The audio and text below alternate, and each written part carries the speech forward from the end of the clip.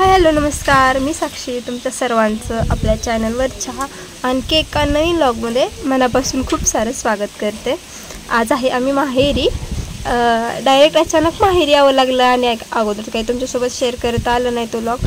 तर मग आज आहे आईच्याकडे कार्यक्रम, तर मग ह्यांनी आम्हाला रात्री सोडलं आणि आज मी फायनली माहेरचा व्लॉग शूट करते। इकडे आहे आज चिंचणी मायाका देवीचे म्हणजे जे की देव आहेत ते आणायचेत आणि सवासणीचा कार्यक्रम आहे। तर मग आईच्यात सगळ्या वहिनी वगैरे आजी सगळे जमा झालेलेत। इकडे जे काही लागणारे बाकीच्या आहेत ढोली वगैरे ते सगळे आलेले आहेत आणि आतमध्ये देव चाललेले आहे। पाहुणरावळे सगळे जमा झालेलेत। बाळाला घरामध्ये झोपून मी आलेले, कारण ती आवाजाने तर आता उठणार नाही, कारण तिला एकदम जाम झोप लागलेली आहे आणि किती जरी आवाज केला तर ती काही उठणार नाही आता। त्यामुळे तिला घरात झोपवली आणि मी बाहेर शूट घेण्यासाठी आली। आणि इकडे सगळं मंडप वगैरे घातलेले, कारण आता पावसाचे दिवस चालू आहेत आणि पाऊस वगैरे ज्या लागू नये सवासणी वगैरे बसणार आहेत त्यामुळं। तर मग इकडे सगळे जमा झालेले, सगळ्यांची धावपळ चाललेली, स्वयंपाक हे सकाळचं आवरलेलं आहे।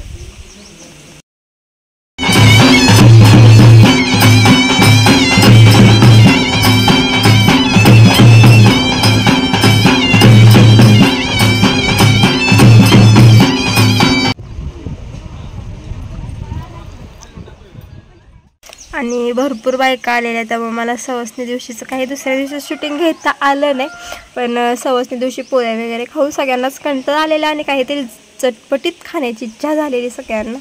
काहीतरी असं छान तोंडाला चव येणारं पाहिजे होतं। तर मग आपल्या गावाकडे म्हटलं की कसं होतं, आपण जर बाहेर असेल शहरात असेल तर मग रोजच इडली सांबर ह्या गोष्टी आपल्या खाण्यात असतात, पण आपण गावाकडे म्हटलं की हे 8 तासाने कोण करत नाही शक्यतो।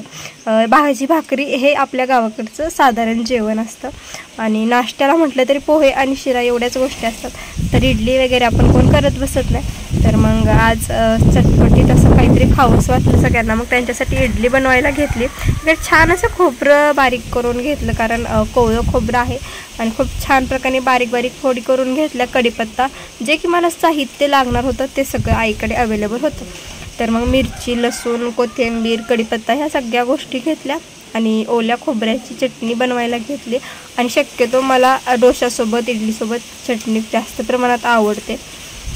जे माझ्याकडे साहित्य अवेलेबल होतं, जेवढी सामग्री अवेलेबल होती तेवढ्याच सामग्रीने सगळं बनवलेलं। तर इकडे सगळं मिश्रण एकत्र करून घेते, कारण काल सगळ्यांची धावपळ झाली, दगदग झाली सवासणी वगैरे असल्यामुळं। मग आज शांत निवांतेमध्ये मी आईला सगळं काहीतरी तिला खावंसं वाटेल अशा काहीतरी गोष्टी बनवल्या, कारण तिला पण खूप कंटाळा आलेला। मग सगळं बनवून तिला मी काहीतरी थोडं तोंडाला चव वगैरे असं काहीतरी बनवलं आणि चटणीकडे बारीक करून घेते आणि थोडी आरतबोबडी झालेली, कारण एकदम कोरडी अशी झालेली, थोडं पाणी ओतून घेते आणि एकदम बारीक अशी एक जीव करून घेते त्याला। इकडे त्याला एकदम बारीक करून घेतलेले आणि याला मी जिरे मोहरी आणि कढीपत्त्याची फोडणी देणार आहे। तुम्ही कशी करता तुमच्या पद्धतीने असेल, कारण जे की माझ्याकडे जेवढं अवेलेबल होतं, जेवढं मला थोडक्या साहित्यात बनवता येईल तेवढंच मी बनवण्याचा प्रयत्न केलेला आहे। शक्यतो मला तुम्हाला माझी रेसिपी नव्हती शेअर करायची, पण थोडक्यात जे काही माझं रुटीन होतं ते मी तुमच्यासोबत त्या दिवशीचं शेअर केलं। तर मग इकडं जी की मी डाळ वगैरे भिजत घातलेली, तांदूळ जे की 1 वाटी एक वाटी डाळ आणि 2 वाटी तांदूळ असं याचं मी सामान घेतलेलं होतं। तेवढ्या प्रमाणात सामान घेतलेलं आणि एकदम बारीक असं इकडे बारीक करून घेतलं, कारण जरा फुगायला वगैरे थोडं पीठ भिजवून द्यावं लागेल। मग सगळं एकदम पटपट गोष्टी करून घेतलं, कारण खूप असं भूक पण लागलेली सगळ्यांना। तर मग पटकन साहित्य काढलेलं मी अगोदरच आणि बनवून घेते, इकडं बारीक करून घेते पीठ।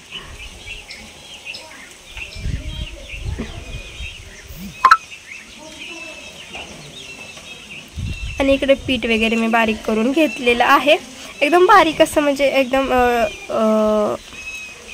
खूपच असं बारीक करून घेतलेलं, एक हळद वगैरे असा प्रकार नाही केला, एकदम छान असं बारीक करून घेतलं तुम्ही बघताय। आणि त्याच्यामध्ये आता मीठ थोडं टाकते चवीपुरतं. आणि मला मसाला डोसा वगैरे बनवण्यापेक्षा एकदम कडक डोसा असा आवडतो आणि त्यात पिवळा बटाटा ह्या गोष्टी असतील तर अति होतं. तर मग मीठ वगैरे टाकून घेते, सोडा हे टाकून घेते का जेणेकरून इडली बनवली तर तेही छान आणि डोसा बनवला तर त्यासाठी उपयोगी. तर मग इकडे बनवून घेते पटकन.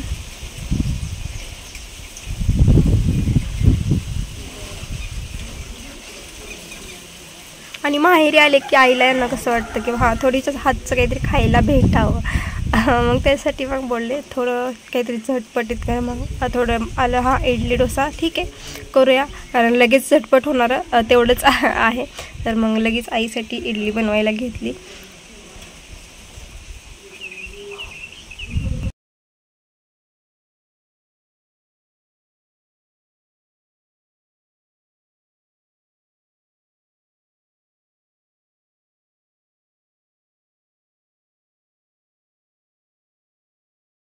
आणि शक्यतो मला तर डोसाच आवडतो, पण आईला इडली खायची होती तर त्याच्यामुळे इडली इकडे करून घेते, भांड्याला तेल वगैरे लावून घेते. तर मग मी अगोदर झाकण वगैरे व्यवस्थित बसते का, कुठे लूज वगैरे होते का हे पाहिलं. आणि त्याच्यात मी भांड्यात खाली तळाला पाणी ओतलेलं, तर ते शूट माझ्याकडून घ्यायचं राहिलेलं. तर मग पाणी ओतून घेतलं आणि इकडे तेल भांड्याला लावून त्याच्यामध्ये पीठ जे मी केलेलं भिजत ठेवलेलं पीठ, पण मी बाकीचं काही शूट वगैरे घेतलेलं नाही, थोडं शूट घेतलेलं ते शेअर करते तुम्हाला. आणि इकडे आईपुरते इडल्या बनवल्या, कारण शक्यतो मला इडल्या नाहीत आवडत, मला डोसाच आवडतो. मग आईसाठी जेवढं आईला उपयोग आहे तेवढंच मी इडल्या करून घेतले तिच्यासाठी आणि माझ्यासाठी डोसा बनवलेला. आणि माहेरी आल्यावर कसं होतं आपल्याला आईच्या हातचं काहीतरी खायला भेटावं असं वाटतं, पण कार्यक्रम असल्यामुळे आईलाच खूप कंटाळा आलेला आणि ती आजारी पण पडली. तर त्याच्यामुळे म्हटलं की चला आज आपण आपल्या हातचं तिला काहीतरी खायला द्यावं. आणि खरंच मी खूप वर्षातून 3 वर्षातून मी त्याच्यासाठी काहीतरी पहिल्यांदा गेल्यावर बनवलं. पहिल्यांदाच काहीतरी बनवले लग्न झाल्यापासून त्याच्यासाठी की आज मी बनवते म्हणून. तर इडली आणि डोसा बनवलं, कारण भूक सगळ्यांना लागलेली, तर त्याच्यामुळे सोपं हेच होतं माझ्यासाठी. आणि इकडे मी तडका देऊन घेतलेला आहे चटणीला, कढीपत्ता जिरी मोहरी तडका देऊन घेतलेला आहे आणि खूप छान चविष्ट चटणी थोडक्यात सामग्रीमध्ये झालेली. दही वगैरे मी काही यूज केलं नाही. आणि इकडे इडली पण तयार झालेली आहे, पण थोडं मी अगोदर बघितलेली चेक केलेली, तर त्याच्यामुळे जरा थोडं ते पुसकटलेलं. आणि इकडं मी डोसा करून घेते, कारण मला हे आवडतं. मला इडली नाही जास्त प्रमाणात आवडत, पण डोसा आवडतो. तर मग डोसा बनवून घेते. आणि मी अगोदरच बटाटा वगैरे बनवलेला डोशासाठी, चटणी आणि बटाटा. तर मग मला बटाटा आवडतो, तर बटाटा बनवलेला अगोदर. मी काय त्याची रेसिपी वगैरे हे काही शेअर केलं नाही आहे, तेच अचानक डायरेक्टमध्ये दाखवते की अपडेट होतं माझं. आणि इकडे त्याच्यावर पिवळा बटाटा घालून घेते. आणि शक्यतो ना मला डोसा दोन्ही बाजूने भाजावासा वाटतो, पण ठीक आहे, कारण आपण माझ्याकडून जास्त पातळ असं होत नाही, एकदम असा पातळ असं होत नाही. तर आजचा कसा वाटलाय कमेंटमध्ये सांगायला विसरू नका.